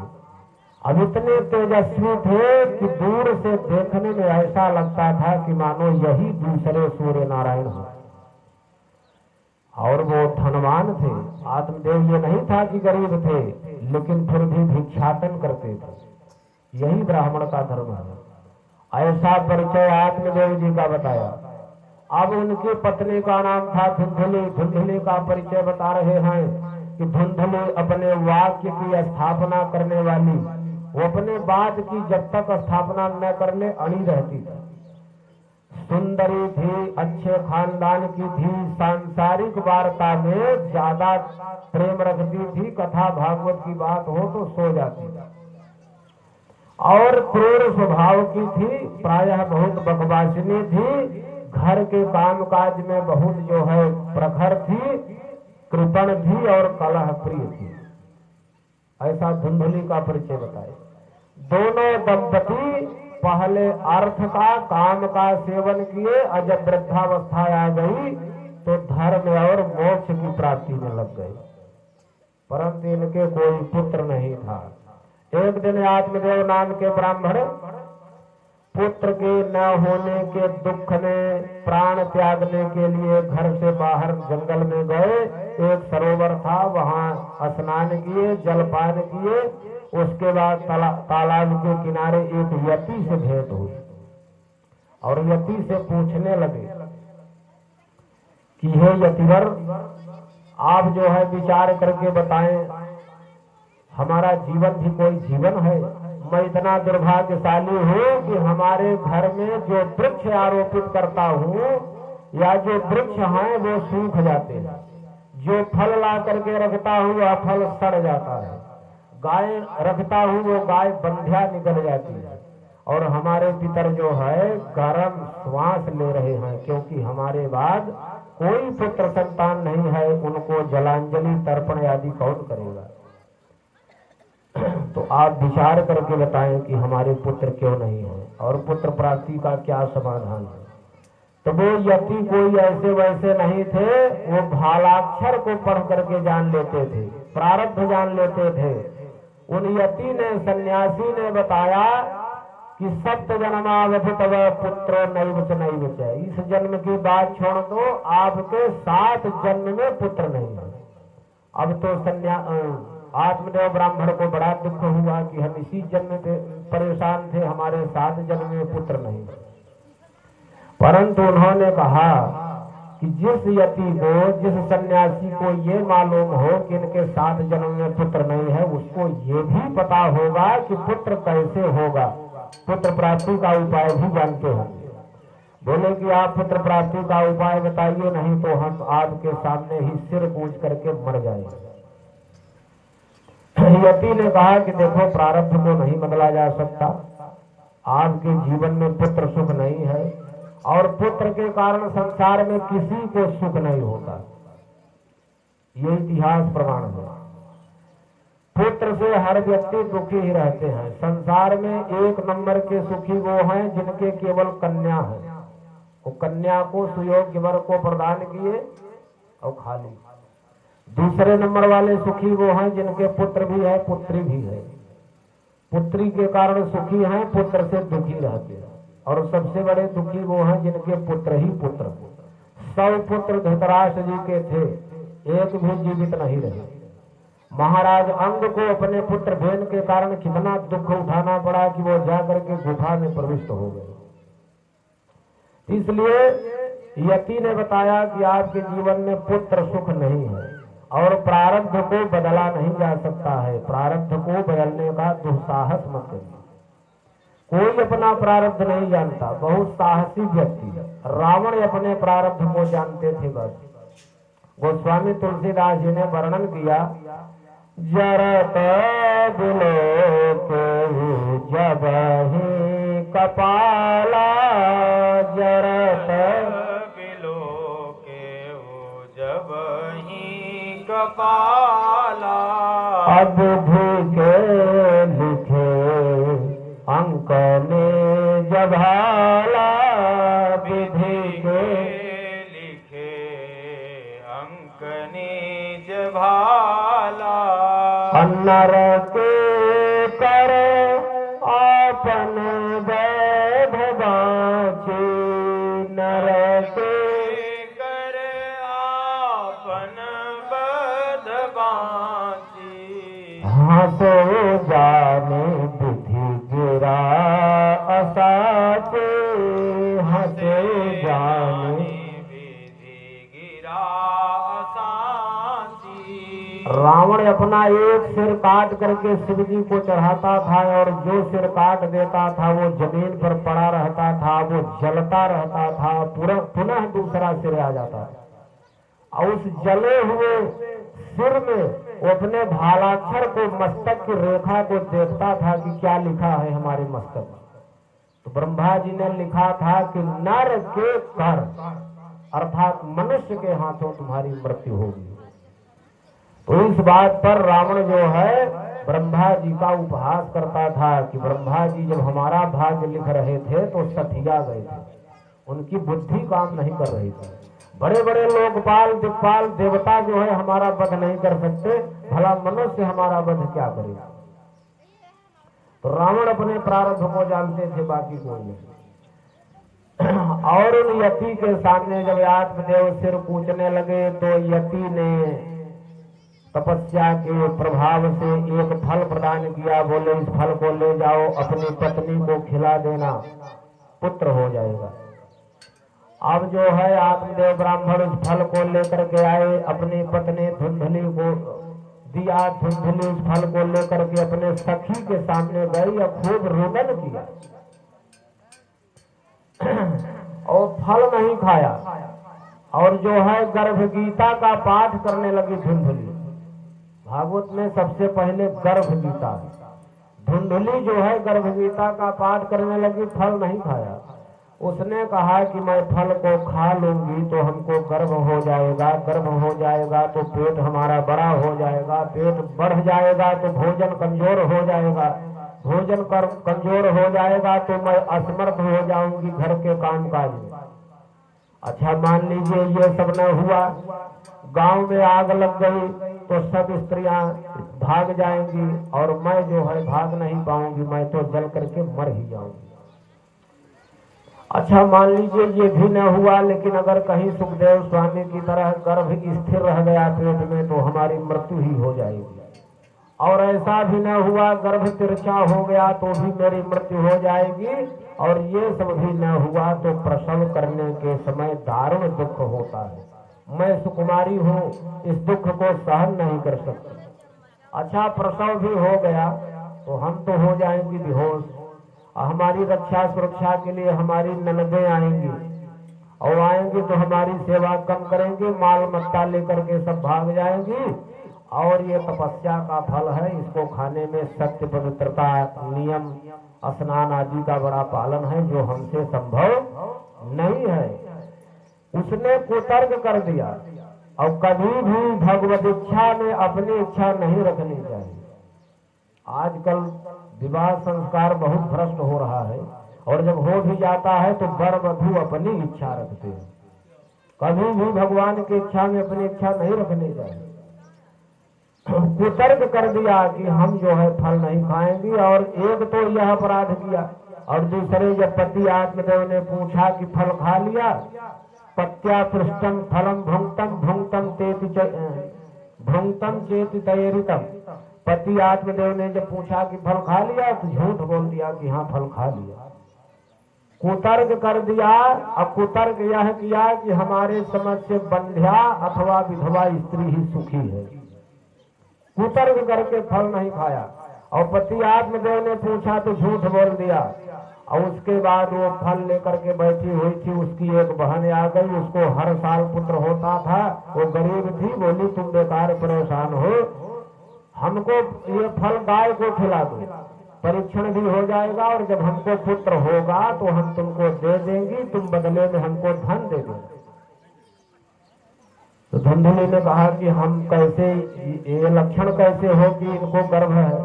बोली कि तुम तौलिया बांधो, पेट में तकिया बांधो, कढ़ैया बांधो, पेट फुलाओ, हमको जब पुत्र होगा तो हम तुमको दे देंगे। ऐसा ही हुआ। धुंधुली की बहन को पुत्र हुआ, वो रातों रात दे दिया। आत्मदेव ब्राह्मण जब सुने कि हमको पुत्र हुआ, पुत्रोदय हो गया, उन्होंने भाग्योदय का लक्षण माना और जो है खूब रत्न अनाज ब्राह्मणों को संकल्प कर दिया, स्वर्णदान आदि किया।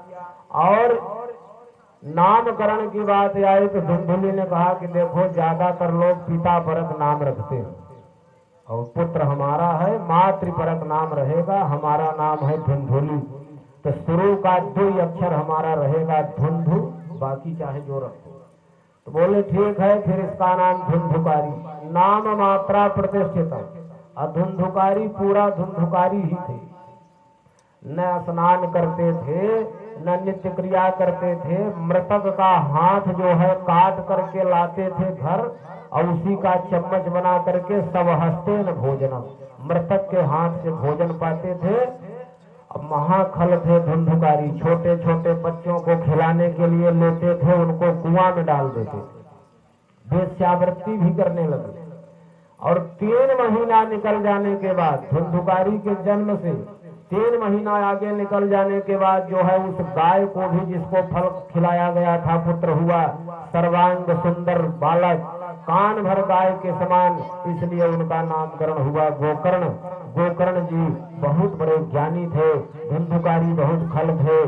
धुंधुकारी के आतंक से आतंकित होकर के जो है आत्मदेव ब्राह्मण एक दिन, अभी पुत्र नहीं था तो प्राण देने के लिए जंगल गए थे। अब पुत्र है आत्मदेव को, एक नहीं 2 पुत्र, लेकिन पुत्र का सुख नहीं है, वो प्राण देने के लिए जंगल में जा रहे हैं। उसी समय गोकर्ण जी आए और गोकर्ण जी ने पिताजी को गीता सुनाया। कहा पिताजी ये संसार है, संसार असार है, यहाँ जितने संबंध बनाए जाते हैं उतना ही दुख होता है, आप जंगल जाइए लेकिन प्राण देने के लिए नहीं। गोकर्ण जी ने अपने पिताजी को 10 सिद्धांत बताया जो हम लोगों को करने योग्य है।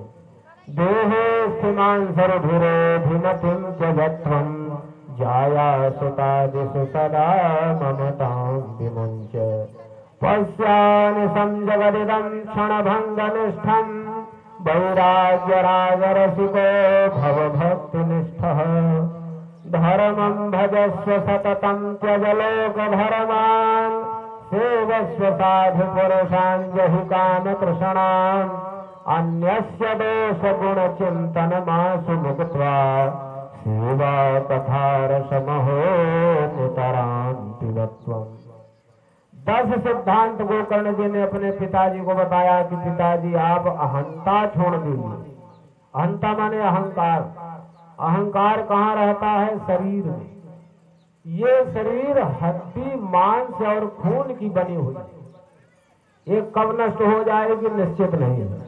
माँ कुरु धन जन यौवन गर्भम हरत निमेषात् कालः सर्वम्। अहंता हमेशा शरीर में रहती है, ऐसे शरीर का अभिमान त्याग दीजिए और ममता छोड़ दीजिए। ममता कहाँ रहती है? 2 लोगों में, पत्नी में और पुत्र में। छाया सुतादिषु सदा ममता विमुञ्च। पुत्र और पत्नी में ममता छोड़ दीजिए, उनमें आसक्ति न रखिए। इस क्षणभंगुर संसार को देखिए, आपने संसार में अनेक रसों को लिया, अब आप वैराग्य रस के रसिक बनिए, भक्ति में निष्ठा करिए, लौकिक धर्म को छोड़ करके पारलौकिक धर्म का आश्रय लीजिए, साधु पुरुषों की सेवा करिए, कामना तृष्णा को छोड़ दीजिए, न किसी का दोष कहिए, न किसी का गुण कहिए। दोष कहना है तो अपना कहिए, गुण कहना है तो गुरु और गोविंद का कहिए। भगवान की सेवा करिए, भगवान के कथा रस का पान करिए प्रतिदिन। ये 10 सिद्धांत गोकर्ण ने अपने पिताजी को बताया। उनके पिताजी जंगल में गए, 60 वर्ष की अवस्था थी, प्रतिदिन 10वें स्कंद का पाठ करने लगे और भगवत परायण होकर के उन्होंने मुक्ति को प्राप्त किया। इधर पिताजी जो है जंगल में गए, अब गोकर्ण जी चले गए तीर्थ यात्रा में। धुंधुकारी घर में अकेला पड़ा। वो अपनी माता को और सताने लगा कि कहाँ धन छिपा कर रखा है। एक दिन जो है रत्न आदि मांग रहा था और धुंधुली जो है वो धुंधुकारी की माता रात्र में ही कुएं में जो है उसके द्वारा गिरा दी गई, जिससे उनका निधन हो गया। कूपे पाता है कृतो रात्रो तेन सा निधनम गता। और जितना माल मत्ता धन रत्न था वो सब लेकर के वेश्याओं के पास गया। वेश्याओं ने विचार किया कि आज ये खूब माल लाया है, बस आज ही इसका काम तमाम कर दे, क्योंकि ये चोरी करके धन लाता है। एक न एक दिन आरक्षक लोग, राजा के सिपाही लोग पकड़ लेंगे और जब पकड़ेंगे तो बयानबाजी में ये हमारा भी नाम बता देगा, तो हम लोग भी पकड़े जाएंगे। उन वेश्याओं ने एक शिलापट्ट पर धुंधुकारी को लिटाया, उसके हाथ पैर को पेट को रस्सियों से बांधा, लेकिन वो मरा नहीं। खल जल्दी मरता नहीं और खंडहर जल्दी नष्ट होता नहीं। हमारे गांव का नाम भी खंडहर है, आज भी खंडहर है। तो धुंधुकारी की मृत्यु नहीं हुई। तब उन वेश्याओं ने लुवारा जला करके जो है उसके मुख में ठूसा। इस प्रकार जो है बड़ी दुर्गति से धुंधुकारी की मृत्यु हुई। और जब कोई दुर्गति से मरता है तो उसकी अकाल मौत होती है, और जब अकाल मौत होती है तो वह प्रेत योनि को प्राप्त हो जाता है। और गोकर्ण जी को तीर्थ यात्रा में ही पता चला कि हमारे भाई धुंधुकारी अब नहीं रहे, तो गोकर्ण जी जिन जिन तीर्थों में जाते वहां अपने भाई धुंधुकारी के लिए पिंडदान आदि करते।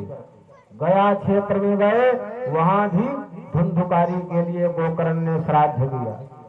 अब एक दिन गोकर्ण जी घूमते घामते गांव में आए और रात्रि का समय था, गर्मी का महीना था। ये घर के आंगन में सो गए अलक्षित होकर के कि कोई लोग हमको देखे नहीं। और रात्रि के समय 12-1 बजे रात्रि धुंधुकारी पहले घोड़ा बना, फिर भैंस बना, फिर इंद्र बना, अग्नि बना और अंत में अस्थिपंजर मात्र बचा। ऐसे स्वरूप वाला धुंधुकारी जब गोकर्ण को दिखाई पड़ा, गोकर्ण जी ने कहा कि भैया तुम अर्धरात्रि को ये कौन हो? इस स्वरूप में हमको क्यों दिखाई पड़ रहे हो? तुम जो है भूत हो कि प्रेत हो कि पिशाच हो कि राक्षस हो, कौन हो? तो प्रेत जो है बोल नहीं पाते। प्रेतों का मुख सुई की नोक के बराबर होता है, इसलिए वो अच्छे अच्छे जंगल में रह करके न तो फल खा पाते हैं, न नदी झील झरने का पानी पी पाते हैं। कुछ बोलना चाहते थे, बोल नहीं पाते थे। तब गोकर्ण जी ने अपने कमंडल के जल का अभिमंत्र छीटा दिया। तब जो है धुंधुकारी जी बोलने लगे कि अहम भ्राता तदीयोस्मि धुंधुकारी थी नामतः, मैं तुम्हारा भाई हूँ, मेरा नाम धुंधुकारी है। हमने इतना पाप कर्म किया कि जो है उसी पाप कर्म के कारण, उसी दोष के कारण मेरा ब्राह्मणत्व नष्ट हो गया और मैं दुर्गति को प्राप्त हो गया हूँ, हमको प्रेत योनि प्राप्त हो गई है। गोकर्ण ने कहा कि हमने गया जी में जाकर के श्राद्ध किया, फिर भी तुम प्रेत योनि? धुंधुकारी ने कहा कि गया श्राद्ध सते नाती मूत्र में न भविष्य। गया जी में एक श्राद्ध नहीं 100 श्राद्ध कर दीजिए फिर भी मेरी मुक्ति नहीं होगी। अच्छा, यहाँ बात यह है कि शास्त्र में 13 प्रकार के पुत्र बताए गए और उन 13 प्रकार के पुत्रों में एक भी प्रकार का ये पुत्र धुंधुकारी नहीं है, क्योंकि न तो ये आत्मदेव का पुत्र था और न उनकी पत्नी धुंधुली का पुत्र था। धुंधुकारी धुंधुली की बहन का पुत्र था और जहां जहां जाते तो इसके नाम का गोत्र का तर्पण करते थे। इसलिए गया जी में श्राद्ध करने से भी इसकी मुक्ति नहीं हुई। तो धुंधुकारी ने कहा उपायम अपरम कंचित त्वं विचारे सांप्रतम, अब तो आप कोई दूसरा ही उपाय हमारे लिए सोचिए। फिर क्या था, गोकर्ण जी जैसे विद्वान रात्रि भर जागते रहे, सवेरा हुआ, अपने योग बल से भगवान श्री सूर्य नारायण के रथ को स्तंभित कर दिया। और गोकर्ण जी ने कहा कि हे भगवान, आप संसार के स्वामी हैं, रक्षक हैं, सबको प्रकाश देते हैं, ज्ञान देते हैं। और निवेदन किया जब कि हमारे भाई की मुक्ति कैसे हो, तो भगवान श्री सूर्य नारायण ने कहा कि सप्ताह वाचनम करो, आप जो है धुंधुकारी के लिए भागवत सप्ताह की कथा सुनवाइए। फिर क्या था, गोकर्ण जी वक्ता बन गए, एक वैष्णव ब्राह्मण को श्रोता बना लिए और दिगंत में यह सूचना प्रसारित हो गई कि दिव्य भागवत का आयोजन है। सब श्रोतागण आने लगे, सबके लिए पंक्ति बनी हुई है, स्थान निश्चित है। और उस कथा में धुंधुकारी भी आते, परंतु वायु रूप होने के कारण धुंधुकारी कहाँ बैठे, तो एक हरा बांस था, उसी बांस के क्षेत्र में जो है धुंधुकारी जी प्रविष्ट हो गए। प्रथम दिन की कथा समाप्त हुई, एक गांठ फूट गई, दूसरे दिन की कथा से 2 गांठ फूट गई, तीसरे दिन की कथा से तीसरी गांठ फूट गई। इस प्रकार 7वें दिन की कथा से 7 गांठ फूट गई। और उस बांस से जो है धुंधुकारी जी पीताम्बर धारण किए हुए, श्री तुलसी धाम की माला से सुशोभित भगवान नारायण के स्वरूप वाले प्रकट हो गए। और उन्होंने भागवत सप्ताह की, भागवत कथा की महिमा का जो है गान किया कि धन्या भागवती वार्ता प्रेत पीड़ा विनाशिनी, सप्ताहोत तथा धन्य कृष्ण लोक फलप्रद है। ये भागवत की कथा बड़ी धन्य है, जो प्रेत पीड़ा को नष्ट करने वाली है। ऐसा भागवत का सप्ताह भी धन्य है, जो कृष्ण के लोक के फल को प्रदान करने वाला है। और जो है देवदूत विमान लेकर के धुंधुकारी के लिए आए। अब तो सभी श्रोतागणों में के साथ मिलकर के गोकर्ण जी ने देवदूतों से कहा कि कथा तो यहाँ सब लोगों ने सुना और विमान किसी के लिए नहीं आया, अकेले जो है धुंधुकारी के लिए विमान कैसे आया। तो देवदूतों ने बताया, कहा देखिए बात ये है कि कथा तो सब लोगों ने सुना, लेकिन सुनने में भेद है। श्रवणस्य विभेदेन फल भेदोत्र संस्थितः, सुनने में भेद होने के कारण फल में भी भेद हो गया। सब लोग कथा सुनते थे, भोजन करके सुनते थे, धुंधुकारी निराहार रह करके कथा सुनता था। और लोग कथा सुन करके एक कान से सुनते थे, दूसरे कान से उड़ा देते थे। और धुंधुकारी जितनी कथा सुनता था उस कथा की जो है रात्रि भर मनन करता था। और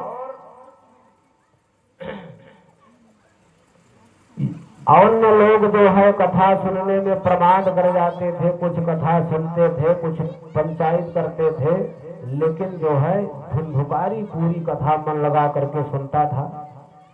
आप लोग भी इसी प्रकार कथा श्रवण करें तो आप लोगों के लिए भी विमान आएगा। अत्रैव देखिए, श्रवण के भेद से फल में भेद हो जाता है।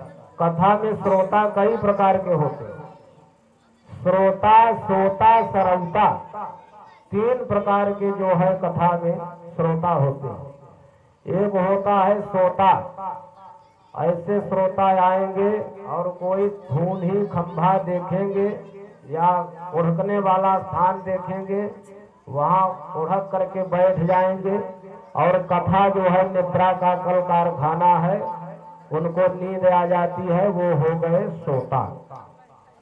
अब कुछ होते हैं सरवता, आएंगे 50 अक्षर जो है व्यास को बोलेंगे कि क्या कथा सुना रहे हैं यार, इस लोग बोलते हैं।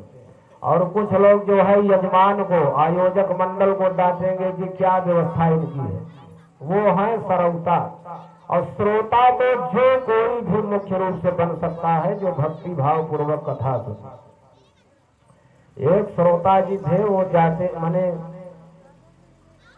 एक सज्जन महिला थी, बड़ी भक्ति परायणा थी, वो कथा श्रवण करने के लिए जाती थी। और कथा तो अमृत है, उस भक्तिमती को कथा में बड़ा आनंद आता, बड़ा रस मिलता। अब पति देव उनके नास्तिक थे। कथा सुन करके जब वो घर जाती थी तो कहती थी कि वाह, आज तो कथा में अमृत निकला। अब सब लोग बड़े प्रभावित होते और उसका पति नाराज होता कि ये रोज आती है और बताती है कि कथा में से अमृत निकलता है। सुनते सुनते पति देव का कान पक गया। कहा अच्छा कल तुम न जाना, कल हम जाएंगे। और उनकी पत्नी का यही मतलब था कि इनकी नास्तिकता दूर हो जाए, ये कथा सुनने के लिए जाएं, इनका भी कल्याण हो जाए। और जब कथा सुनने आए तो ऐसे ही उड़कने वाला स्थान ढूंढ लिए और किनारे से सड़क गई थी।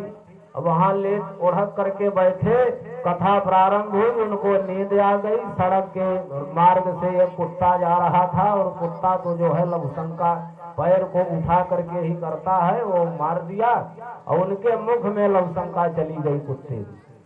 और मुंह चलाने लगे सोते हुए ही अवस्था में। बोले कि हाँ सत्य बात है भाई, अमृत कथा में मिला, लेकिन ये अमृत निकलता है, बिल्कुल सत्य बात है। अब वो जब कथा सुन करके घर गए, पत्नी ने पूछा कि क्यों कथा में गए? बोले हाँ बड़ा आनंद है, तुम सही कहती थी। तो बोले कि कथा में अमृत निकला। कहा हाँ अमृत भी निकला, लेकिन अमृत थोड़ा कड़वा आ रहा था। तो पत्नी ने कहा कि सो गए थे क्या? तो बोले कि हाँ नींद तो थोड़ा आ गई थी। कहा कि अगर पूरी तरह से जागते रहते तो तुमको और मीठा अमृत मिलता, अब जाना तो जागते रहना। तो कथा को सुनने के लिए देवदासों ने, देवदूतों ने 4 सूत्र बताया कि कथा कैसे सुननी चाहिए। बोले विश्वासो गुरु वाक्येषु, गुरु जी के वाक्य में विश्वास करना चाहिए, गुरु पर विश्वास करना चाहिए, गुरु के प्रति गुरुता का भाव, आदर भाव रखना चाहिए। अस्वस्मिन दीनत्व भावना, अपने अंदर दीन भावना रखनी चाहिए। मनोदोष जैसे, मन का दोष क्या है? काम क्रोध मद लोभ मोह मात्सर्य, इनको जीतना चाहिए। और कथायाम निश्चलामति, कथा में जब बैठिए तो बुद्धि केवल कथा में रहे। ये नहीं कि हम जूता चप्पल किनारे उतारे हैं, कोई पहन करके चला जाए। माने इधर उधर की बातें न सोचिए, केवल निश्चल बुद्धि कथा में बनाइए तो कथा का आनंद आता है। फिर क्या था, गोकर्ण जी ने दोबारा जो है कथा श्रवण कराया। इस बार तो सब श्रोताओं के लिए विमान आया, सब विमान पर बैठ करके जाने लगे। मने चींटी चांडाल सर्प से लेकर के सभी श्रोतागण जो है विमान पर बैठ करके और चले गए गोलोक धाम को। गोकर्ण जी के लिए विमान नहीं आया। तो गोकर्ण जी ने कहा कि क्यों, क्या श्रोता के लिए ही विमान आता है, वक्ता के लिए नहीं? बोले कि नहीं। देवदूतों ने कहा कि आपको लेने के लिए स्वयं भगवान आएंगे और व्यास मंच से आलिंगन पूर्वक जो है भगवान वैकुंठनाथ वैकुंठ धाम में लेकर के गोकर्ण को गए। जिस प्रकार से श्री राम जी की संगति करके संपूर्ण अयोध्यावासी साकेत धाम को चले गए, उसी प्रकार गोकर्ण जी की कथा से सभी को जो है विमान आया और सब जो है गोलोक धाम को चले गए। अच्छा, भागवत की कथा हो और विमान न आए, ऐसा तो संभव ही नहीं। अभी विमान आ जाए तो कितने लोग जाने को तैयार होंगे? कोई नहीं। विमान आ जाएगा तो कोई जाने को तैयार नहीं होगा। इसीलिए राजर्षि परीक्षित जी के अलावा भागवत की कथा से किसी को मुक्ति उसी समय नहीं हुई। भागवत की कथा से मुक्ति तो तय है, सबकी होती है, लेकिन उस समय नहीं, क्योंकि जो जिस कामना से कथा सुनता है पहले उसको उस कामना की पूर्ति होती है। अपरीक्षित जी आमरण अनशन का व्रत लेकर के केवल मुक्ति की कामना से कथा सुनता। अब विमान का वास्तविक अर्थ है विगतः मानः विमानः। भागवत की कथा सुन करके मान रहित होना चाहिए, अहंकार रहित हो जाना चाहिए, यही सर्वश्रेष्ठ विमान है। श्रीमद् भागवत के इसी अध्याय का पाठ जो अपने पितरों के श्राद्ध के अवसर पर प्रयुक्त करते हैं, उनके पितरों को मोक्ष हो जाता है, इस संसार समुद्र में पुनः वापस नहीं आते। प्रेम से बोलिए भक्तवत्सल भगवान की जय हो। इस प्रकार 5 अध्यायों में यह बताया कि श्रीमद् भागवत क्या है। 5 अध्याय में ये बताया कि श्रीमद् भागवत क्या है, और एक अध्याय में अब यह बता रहे हैं कि श्रीमद् भागवत का आयोजन कैसे कराया जाए। श्रीमद् भागवत का आयोजन कराने के लिए 2 बातों का प्राधान्य है, 2 बातों की विशेषता है, सहायक हो और धन हो। सहायी वसुभिश्चैव प्रायः साध्यो विधि स्मृतः। सहायक होने चाहिए और धन होना चाहिए। बहुत धन है लेकिन सहायक नहीं है तो भी इस यज्ञ का संपादन नहीं हो सकेगा, और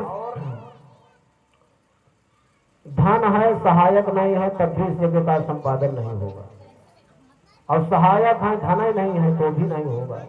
2 बातों की आवश्यकता है। और विवाह में कितना, भागवत में कितना खर्च हो जाता है, बोले विवाहे जादृशं वित्तम तादृशं परिकल्पय। विवाह की व्यवस्था बनाने में जितना खर्च होता है उतना खर्च श्रीमद् भागवत के अनुष्ठान में करना चाहिए, और उतना हो ही जाता है। और महीना बताए कि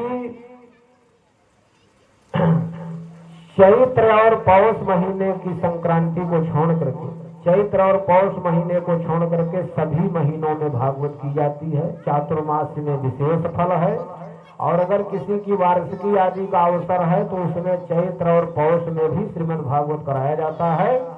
श्रीमद् भागवत में काल का विशोधन नहीं है, किसी भी समय यह कथा संपन्न कराई जा सकती है। और जिन जिन महीनों में कथा कराई जाए तो महीने की त्याज्य वस्तु त्याग देना चाहिए, उस महीने की त्याज्य वस्तु।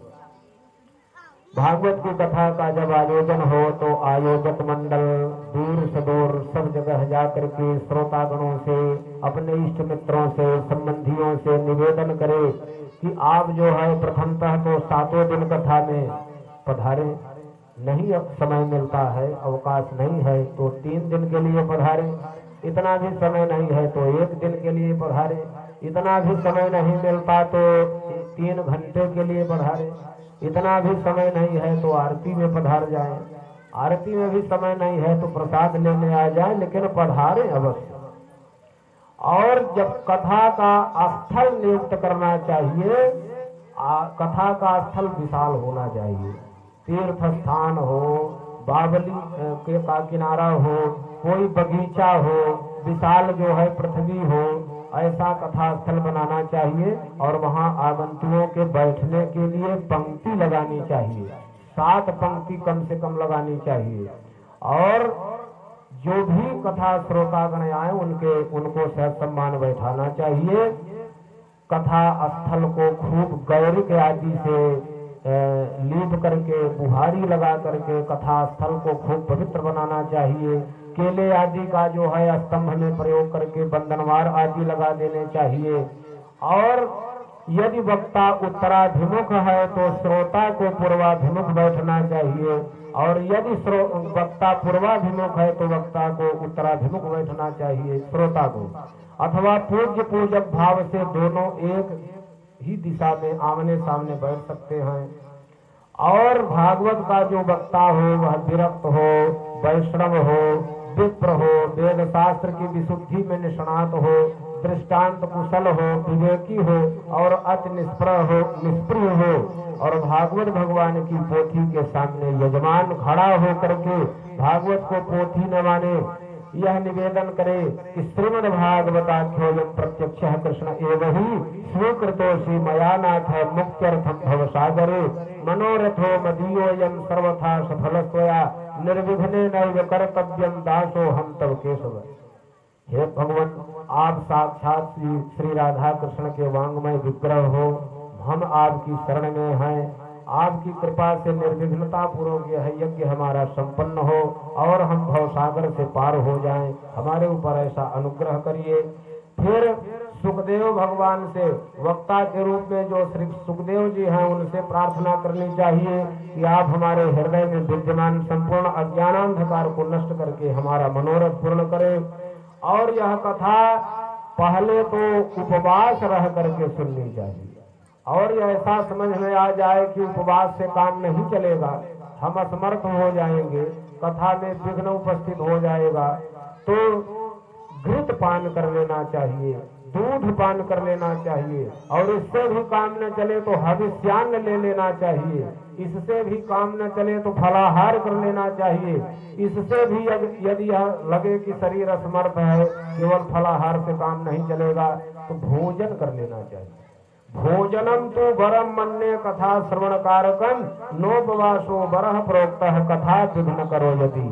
यदि ऐसी संभावना बन जाए कि कथा में विघ्न हो जाएगा, हम चल नहीं पाएंगे, तो भोजन कर लेना चाहिए। वो कथा श्रवण करने वाले के लिए लाभकारक है।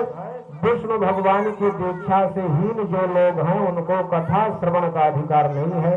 4 संप्रदाय हैं, श्री सनकादि ब्रह्मरुद्र, उन संप्रदायों में दीक्षित होना चाहिए। और भागवत की कथा में काम क्रोध लोभ मोह मात्सर्य आदि भावों को, दंभ आदि द्वेष आदि को, कथा प्रति को छोड़ देना चाहिए। गरिष्ठ अन्न दाल आदि का सेवन नहीं करना चाहिए। 5 प्रकार की बंध्या स्त्रियां होती हैं। अपुष्पा, एक स्त्री वो होती है जिसको गर्भ पुष्प ही नहीं बनता, उसको अपुष्पा कहते हैं। और एक काक बंध्या होती है, जिस स्त्री के जीवन में एक ही पुत्र अथवा एक ही कन्या हो, फिर कोई संतान न हो, उसको काक बंध्या कहते हैं। अपुष्पा, काक बंध्या, बंध्या जिसको पुत्र पुत्री कुछ न हो, अमृतार्भका जिसको पुत्र तो हुआ हो लेकिन मर गया हो, और श्रवद गर्भा जिसका गर्भपात हो जाता हो। ऐसी 5 प्रकार की बंध्या स्त्रियों को श्रीमद् भागवत की कथा सुनने के लिए प्रतिदिन आना चाहिए। इस कथा से उनका परम कल्याण हो जाता है। और कथा में आकर के सत्य शौच दया दाक्षिण्य भाव से प्रेरित रहना चाहिए। और कथा में कोई विघ्न न हो, इसलिए 5 ब्राह्मणों का वर्ण करना चाहिए। और यजमान को सामर्थ्य यदि हो तो 3 तोले सोने का स्वर्ण सिंह बनवा करके श्रीमद् भागवत की पोथी उसमें रख करके वक्ता को दान करना चाहिए। सप्तौ फलत्रयवितम स्वर्ण सिंहम विधाय च तत्रास्य पुस्तकम स्थाप्यम लिखितम ललिताक्षरम। इस प्रकार से भागवत का महात्म्य सूत जी महाभारत सनकादियों को बता रहे हैं कि जब जो है सनकादि देवर्षि नारद जी को सुनाए तो वहाँ ज्ञान समुद्र के चंद्रमा 16 वर्षीय व्यासनंदन श्री सुखदेव स्वामी जी पधार गए। प्रेम से बोलिए व्यासनंदन श्री सुखदेव स्वामी की जय हो। जयकारी भी आप लोग नहीं बोलते, जय बोल रहे हैं, लग रहा है कि हाय बोल रहे हैं। जय को हाय ना बनाइए। जय बोलने के समय मुख इतना फटना चाहिए जितना भोजन करने के समय फटता है, नहीं तो प्रायश्चित भी लगता है। कथा में जयकारा बहुत तेज से लगाना चाहिए। भागवत की कथा में श्री सुखदेव स्वामी 2 दिन आते हैं। एक दिन तो महात्मा की कथा में, फिर स्कंद की कथा में। कल भी आएंगे। आप लोग इस प्रकार से हाय नहीं करेंगे, फूल आदि चढ़ाएंगे, जयकारी लगाएंगे। 16 वर्षीय व्यासनंदन ज्ञान समुद्र के चंद्रमा पधार गए। और जो है फिर क्या था, देवर्षि नारद जी ने उनका जो है पूजन किया, उनको आसन दिया। और श्री सुखदेव स्वामी जी भागवत की महिमा बताने लगे। ईश्वर के सत्य च कैलासे वैकुंठे नास्ति यमृषः अतः पिबन्तु सद्भाग्या मामा मंचत करहिचि। जो श्रीमद् भागवत की कथा का आनंद है, ऐसा रस स्वर्गलोक में नहीं, सत्यलोक में नहीं, वैकुंठ में नहीं, कैलाश में नहीं। यह रस तो केवल और केवल पृथ्वी पर पाया जाता है। इसलिए हे सौभाग्यशालियों, इसको किसी प्रकार न छोड़ो, सर्वांशतः इसका उपभोग करो। और सूत जी महाभाग सौनकादि महात्माओं से कहते हैं कि फिर क्या था, भगवान लक्ष्मी नारायण भगवान उस कथा में विराजमान हो गए। प्रेम से बोलिए लक्ष्मी नारायण भगवान की जय। और भगवान के सभी पार्षद पधार गए, उद्धव सात्यकी बलि आदि। और फिर क्या था, श्री कृष्ण कथा के अद्भुत प्रेमी भगवान शिव जी से नहीं रहा गया। भवानी मैया के साथ भगवान भूत भावन भोलेनाथ भी पधार गए। प्रेम से बोलिए उमा महेश्वर भगवान की जय। अब क्या था, कथा में दिव्य आनंद रस वर्षण हो रहा है। एक साथ कथा का गान, कथा का नृत्य गीत संगीत सब प्रारंभ हो गया। प्रहलाद अस्तालधारी तरल गतितया चौधव कांसधारी वीणा पाणि सुरर्षि कुशलतया राग करतार्जुनो भो इंद्रो वादिन मृदंगम जय जय सुकराः कीर्तने तो कुमारा यत्राग्रे भावभक्ता सरसरचनया व्यासपुत्रो बभूव। चंचल गति वाले प्रहलाद जी करताल बजाने लगे, उद्धव जी कांसा बजाने लगे और देवर्षि नारद जी वीणा वादन करने लगे और राग विद्या में कुशल अर्जुन जी राग आलापने लगे। इंद्र ने झांझा बजाया, सनकादियों ने जय जयकार किया और इन सब के आगे व्यास नंदन श्री सुखदेव स्वामी ने भागवत के श्लोकों का भाव करना प्रारंभ किया। अब तो नवर्त मध्य त्रिकमेव तत्र भक्त्यादिका नाम नतवत्सु तेजसाम। भक्ति महारानी ज्ञान वैराग अपने पुत्रों के साथ नृत्य गीत संगीत में तन्मय हो गई।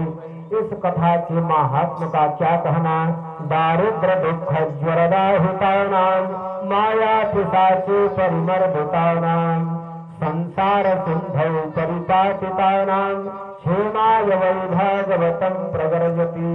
भागवत की कथा से दारिद्र का दुख का नाश हो जाता है। दारिद्र दुख रूपी जो ज्वर है वो जल करके नष्ट हो जाता है। माया रूपी पिशाचिनी का नाश हो जाता है और संसार समुद्र में पड़े हुए सांसारिक जीवों का परम कल्याण हो जाता है। वो भवसागर से पार हो जाते हैं, क्योंकि श्रीमद् भागवत की कथा मुक्ति की गर्जना करती है।